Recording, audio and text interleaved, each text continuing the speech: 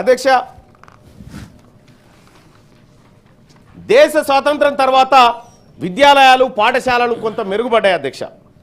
కానీ అప్పటి పేదరికం కారణంగా అతి కొద్ది మంది మాత్రమే పేద వర్గాల నుండి విద్యను అభ్యసించగలిగినారు అధ్యక్ష. భారత రాజ్యాంగంలో విద్య అనేది ప్రతి ఒక్కరి హక్కుగా రాసుకున్నప్పటికీ 2009 వరకు రాజ్యాంగ సవరణలు చేసుకుంటూనే ఉన్నాం ఈ విషయంలో. అయినా పేదవాడికి సరైన విద్య అందించలేకపోయాం అధ్యక్ష.